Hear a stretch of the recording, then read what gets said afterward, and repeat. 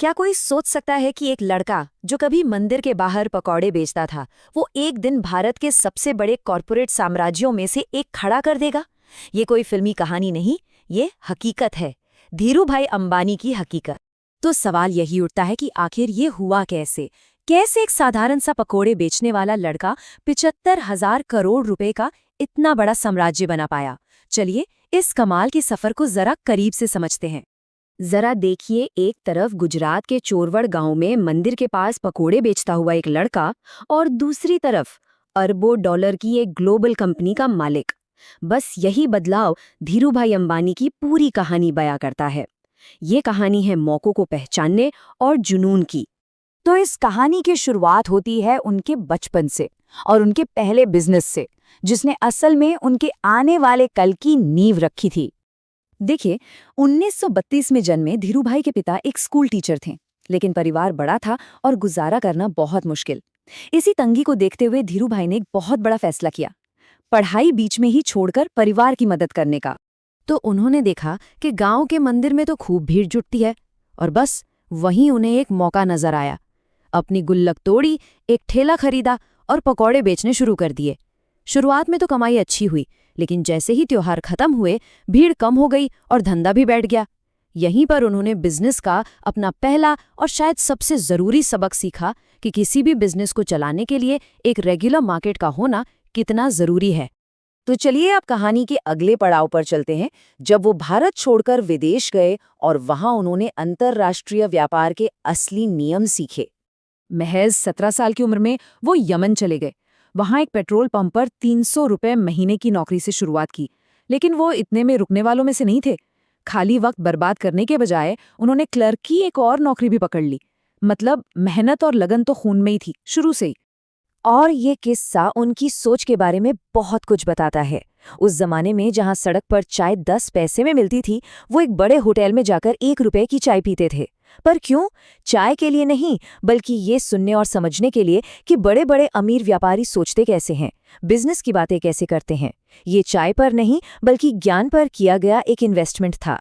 और फिर यमन में ही उन्होंने एक ऐसा मौका देखा जो किसी को नजर नहीं आ रहा था।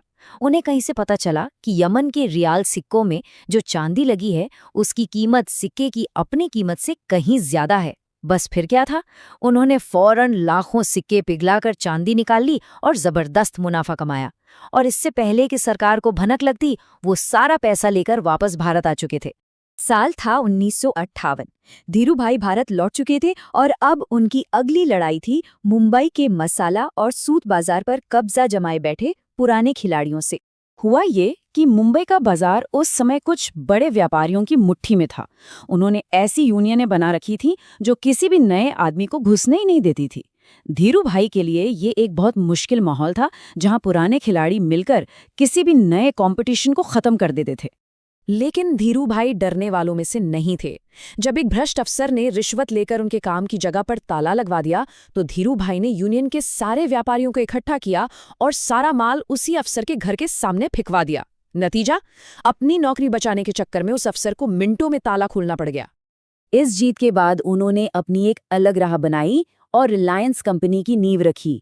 और यहीं से जन्म हुआ विमल ब्रांड का, वो नाम जो बहुत जल्द ही हर घर में छाने वाला था। उनकी स्ट्रैटेजी बहुत जबरदस्त थी। देखिए, उस समय सरकार एक लाइसेंस देती थी जिसके तहत व्यापारी बाहर से सस्ता फैब्रिक मंगा सकते थे, लेकिन शर्त ये थी कि उससे कुछ बनाकर वापस विदेश में एक्सपोर्ट करना होगा। धीरूभाई ने इसी लाइसेंस का इस्तेमाल किया। विदेशी फैब्रिक से कपड़े बनाए, थोड़ा हिस्सा एक्सपोर्ट किया और बाकी सारा माल घरेलू बाजार में बेचकर अपने सारे कॉम्पिटिटर्स को पीछे छोड़ दिया। जब दूसरे टेक्सटाइल मालिकों ने दुकानदारों को धमकाना शुरू किया, तो धीरूभाई ने एक ऐसा ऑफर दिया जिसे कोई भी मना नहीं कर सका। उन्होंने रिटेलर से सीधा कहा, अगर नुकसान हुआ तो वो मेरा और मुनाफा हुआ तो वो आपका। बस इस एक वादे ने दुकानदारों का दिल जीत लिया और देखते ही देखते बाजार पर बना बनाया एकाधिकार टूट गया। और उनकी सफलता की रफ्तार का अंदाजा आप इसी बात से लगा सकते हैं कि एक ही दिन में पूरे देश में विमल के 100 शोरूम खोले गए। इस एक कदम ने विमल को मार्केट का बेताज बादशाह बना दिया था।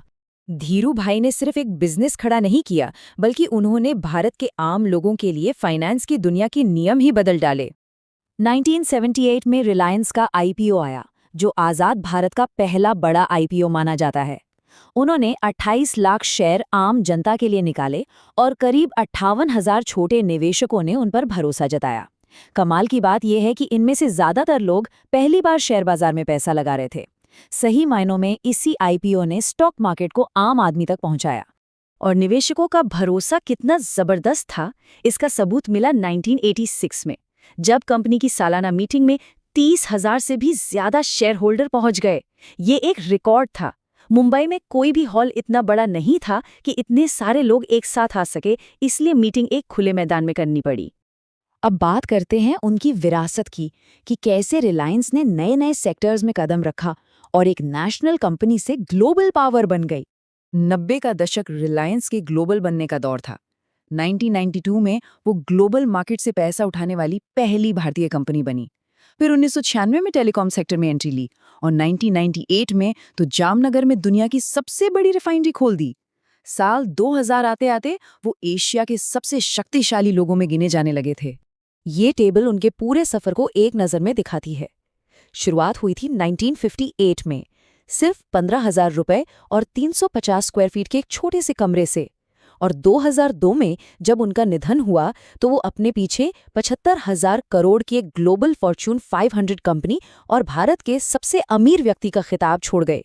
350 स्क्वायर फुट के एक कमरे से एक ग्लोबल पावर हाउस तक का ये जो सफर है, ये साबित करता है कि अगर विजन हो और जिद हो तो किसी भी मुश्किल हालात को मात दी जा सकती है। तो इस अविश्वसनीय कहानी को जानने के बाद आखिर में एक ही सवाल मन में आता है। एक नामुमकिन से दिखने वाले सपने को अगर हकीकत में बदलना हो तो वो कौन सी एक क्वालिटी है जो सबसे ज्यादा जरूरी होती है?